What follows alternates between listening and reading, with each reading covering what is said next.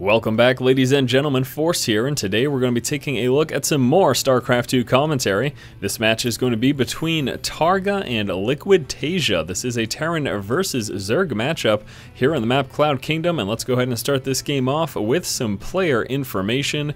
Beginning down over here in the lower left-hand spawn position, our red Zerg player is TargA. TargA took third place at the World Championship Series Norway Nationals on July 28th, and on September 23rd, he was a semi-finalist at the DreamHack Open Valencia event. His opponent over here in the upper right-hand spawn position is our blue Terran player, Liquid TaeJa. TaeJa was a semi-finalist at the 2012 MLG Pro Circuit Summer Championship on August 26th. And then on September 23rd, he also attended the DreamHack Open Valencia event. However, he took first place. So TaeJa winning a fairly major tournament quite recently. Very excited to see some gameplay from him as a result of that. And let's hop right into the match. We do have a drone scout moving out now for TargA. TargA also moving out with his Overlord scout. Now this particular map only does have 2 spawn locations, so you know exactly where your opponent is coming from without much of a question whatsoever.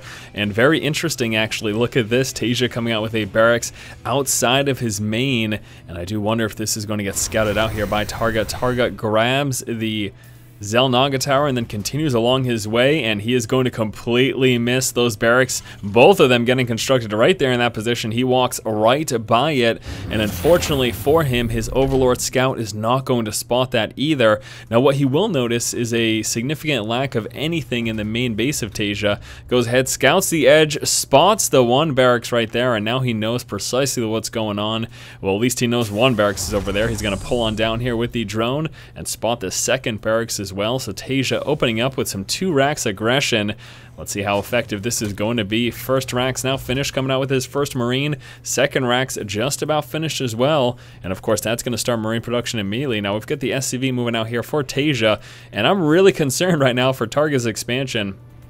Take a look at this hatchery, which is just over halfway building. We also have a spawning pool, which is just about halfway complete constructing as well. But that's not going to be out in time. We've got our first Marine making its way across now, and we do expect these SCVs to likely be building some bunkers. Now, the SCV scout, first one headed up in the main, a second one coming with that first Marine, and this is exactly what TargA is going to need to do. He will be pulling off with a bunch of workers to try to make sure he can defend this expansion, which is now just finishing, just as the spawning pool finishes, and here comes 6 Zerglings. Drones pulling all the way down, trying to force TaeJa back. A little bit of micro though, and 2 more SCVs and 2 more Marines, 1 drone down, and the push continues. TaeJa continuing now to build more Marines. He also has his first bunker in production over here.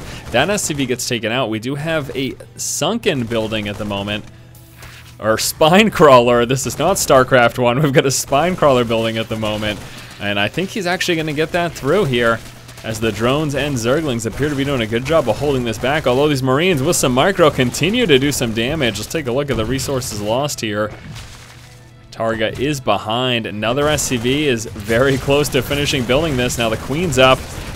Bunker has finished. He's just going to salvage it immediately. He says forget it. Salvages the bunker, gets 75 of those minerals back, and so far TargA has defended. We do have a handful of Marines in play right now, 9 total, also 16 SCVs, and the expansion has just started building over here for TaeJa. Now let's take a look at overall how that did for him. Well, overall he was able to force TargA to lose 325 resources. He's going to continue pushing. This is a lot of Marines though, and not enough Zerglings to deal with this, and we're going to see TargA in some trouble as there are so many Marines over here. TaeJa is able to get behind that resource line, force all those workers off the line, almost killing that Queen as well. And it's not like he can do anything with his spine right now, and the continued aggression from this handful of Marines proving to be very effective. Is he gonna walk right by this? What is he gonna do? He's gonna go for the spine, he's gonna pull back. He's gonna pull back and continue to hit this hatchery. TaeJa being very effective with this early Marine aggression. Back at home, double refineries, a second command center besides the one that is natural. Nice positioning with the Marines. Zerglings unable to get us around. More drones coming down as TargA attempts to try to save this expansion. And unfortunately, that spine crawler is out of position, and the Marines continue to do some damage. And again, because of their location, the Zerglings having trouble getting us around. Drones pulling from the other side, and finally, TargA is able to deal with it, finishing off the last of that push, and then moving out with some Zerglings.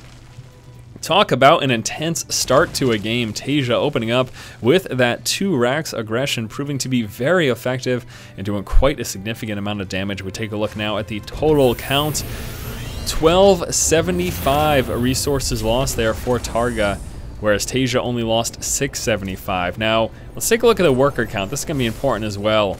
Look at that.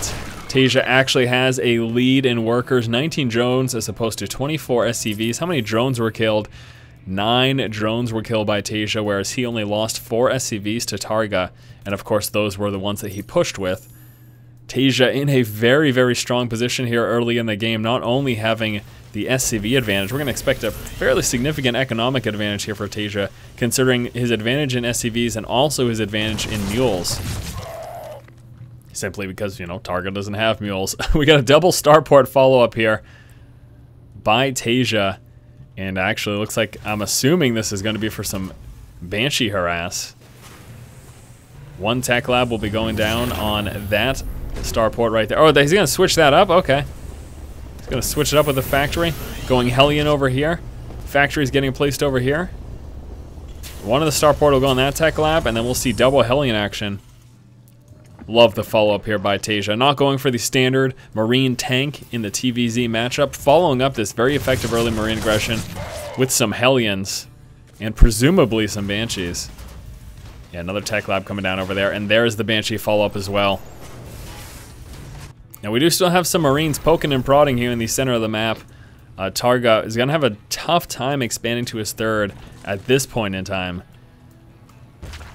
I don't think it's going to be possible at all. I mean, he tries to push out to a 3rd. We're going to see some Hellions push on that position, plus the Banshees. TargA's in a lot of trouble here.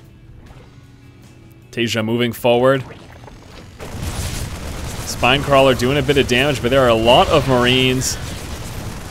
Taking out 1 Queen. Moving in, taking out a 2nd Queen. The drones move down to engage. Marines with some micro. Let's do a lot of damage, and this is so very effective.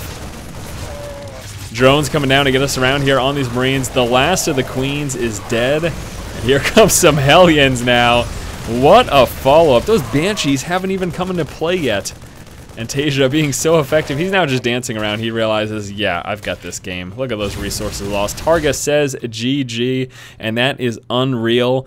Before TaeJa even has the opportunity to use any of his Banshees, he had 2 Banshees in play, one of which is right here. The other one, I don't know where the other... Okay, there's the other Banshee. So before his Banshees even got to do any damage, TaeJa forces the GG out of TargA. What a game.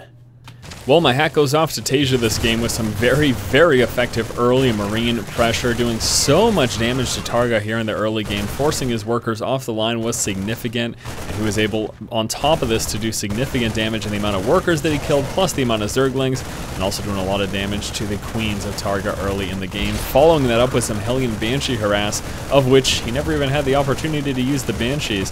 A very dominant display, and I guess that goes to show you why TaeJa was the winner of the 2012 DreamHack Open in Valencia. Thank you guys so much for watching. As always, if you like the content, please subscribe. And don't worry, I realize this was a short game, so I'll be recording another StarCraft 2 game, which should be up probably within the next day or so. Thanks so much for watching, guys. If you like the content, please subscribe. And as always, keep watching and keep owning.